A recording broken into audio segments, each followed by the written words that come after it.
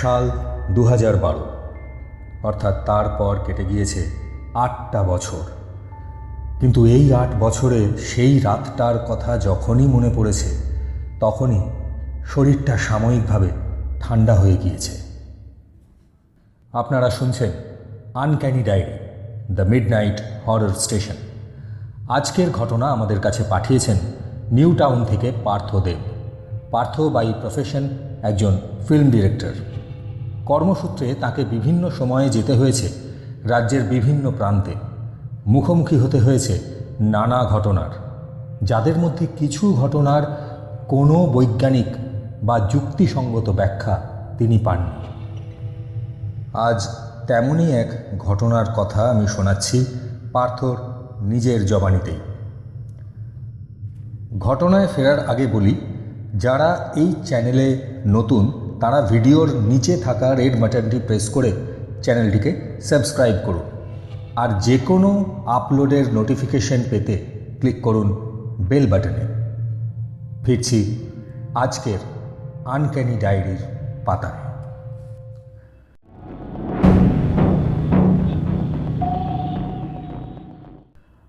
আমি ইউনিট নিয়ে গিয়েছিলাম দীঘায় শুটিং করতে। ওখানে যে রিসর্টে আমরা উঠেছিলাম সেই রিসর্টটি ভারী অদ্ভুত। একদিকে গ্রাম্য পরিবেশ, আরেকদিকে কংক্রিটের অত্যাধুনিক বহুতল। প্রথম দিন শুটিং প্যাক আপ হওয়ার পর আমি আমার স্ক্রিপ্টটা নিয়ে বসেছিলাম। আমাদের ক্যামেরাম্যান হঠাৎ আমাকে ডাকল। রুম থেকে বেরিয়ে দেখি আমাদের রুম সংলগ্ন টেরেসে এক ভদ্রলোক দাঁড়িয়ে আছে। রাত তখন 12:30। মাথায় টুপি, পরনে ওভারকোট, পায়ে গামবুট আর মুখে চুরুট। পুরো রিসর্টটাই আমরা বুক করেছিলাম শুটিংয়ের জন্য, তাই বাইরের কারো অত রাতে ওখানে দাঁড়িয়ে থাকাটা আমার কাছে অত্যাশ্চর্য লেগেছিল।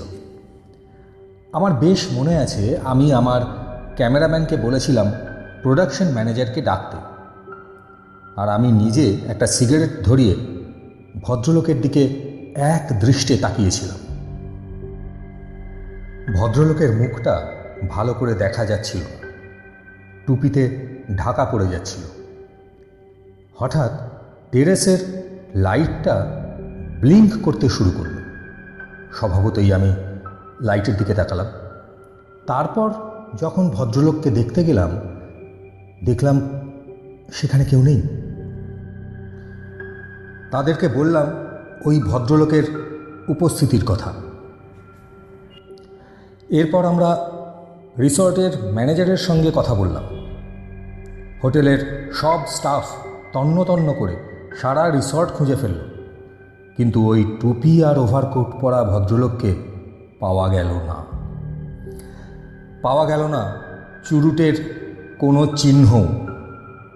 যাই হোক, একটা অদ্ভুত আনক্যানি ফিলিং নিয়ে আমি আবার স্ক্রিপ্টটা লিখতে বসলাম। বেডের ওপর বসে যখন স্ক্রিপ্ট লিখছি তখন খুব স্বাভাবিকভাবেই একটু ঝুঁকে স্ক্রিপ্টটা লিখছিলাম। ক্রমশ ফিল করতে লাগলাম আমার ফেসটা স্ক্রিপ্টের খাতার খুব কাছে নেমে আসছে। আমার হাত চলছে, কিন্তু মুখটা আস্তে আস্তে নেমে আসছে খাতার উপর। কীরকম যেন নেশাগ্রস্তের মতো লাগছিল। শুনতে খুব অদ্ভুত লাগবে, কিন্তু একটা সময় অনুভব করি আমার নাকটা স্ক্রিপ্টের খাতায় ঠেকে রয়েছে। হাতের পেনটা কিন্তু চলছে, মানে আমি লিখছি। তারপর আমার আর কিছু মনে নেই।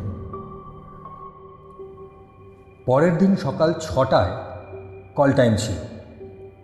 ভোর 5:30টায় অ্যাসিস্ট্যান্ট ডিরেক্টর আমাকে ডাকলো আর বলল, স্যার স্ক্রিপ্টের খাতাটা একটু দেবেন, আমি তাহলে পারফর্মারদের একটু বুঝিয়ে দিতাম।